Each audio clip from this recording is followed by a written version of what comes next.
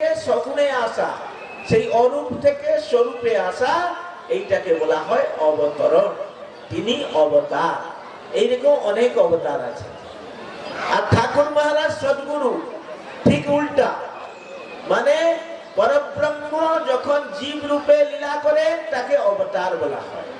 আর ঠিক বিপরীত, যখন জীব জন্ম জন্মান্তরের সাধনার ফলে সেই পরব্রহ্ম তত্ত্ব, পরমাত্মা তত্ত্বকে জানতে পারে, বুঝতে পারে, নির্বিকল্প সমাধি লাভ করতে পারে, নিজের স্বরূপে প্রতিষ্ঠা লাভ করতে পারে, তাকে তখন সদ্গুরুদেব বলা হয়।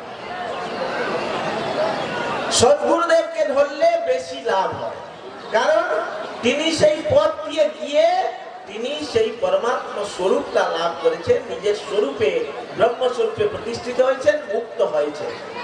তিনি মুক্তির পথ দেখাতে পারবেন।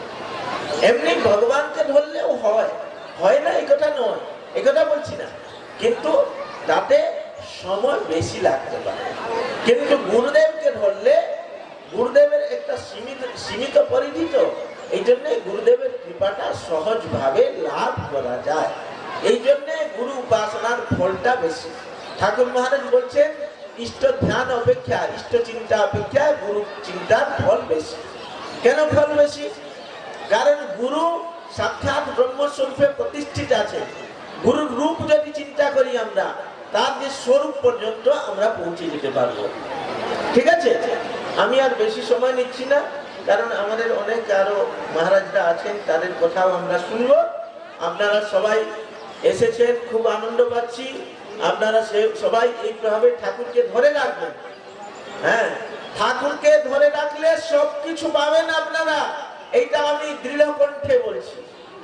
ঠাকুরকে সব সময় ধরে রাখবেন, ঠাকুরকে সব সময় স্মরণ রাখবেন, ঠাকুরের যে মহানাম জয়গুরু নাম সব সময় উচ্চারণ করার চেষ্টা করবেন, ইষ্ট মন্ত্র যে পেয়েছেন সেটাকে 3 বেলা জপ করার চেষ্টা করবেন, নিয়ম পঞ্চক পালন করার চেষ্টা করবেন, সঙ্গে যোগদান করার চেষ্টা করবেন, সম্মিলনীতে যোগদান করার চেষ্টা করবেন, আর জীব সেবা করার চেষ্টা করবেন। আর তার যে স্থূল শরীর রূপ এই মঠ আশ্রম এবং সংঘ সম্মিলনী, তার সেবা করবেন, আর শিব জ্ঞানে জীব সেবা করবেন।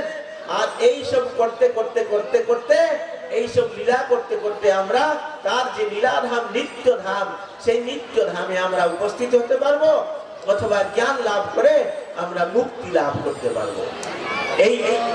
এই কয়টি কথা আমি ঠাকুরের চরণে সমর্পণ করছি, আর আপনাদের সকলের মঙ্গল কামনা করছি। আপনারা সবাই ভালো থাকুন, সুখে থাকুন, আনন্দে থাকুন, আর ঠাকুরের কৃপা লাভ করুন। ঠাকুর মহারাজকে নিয়ে যেভাবে আজকে আনন্দ করছেন, এরকম যাতে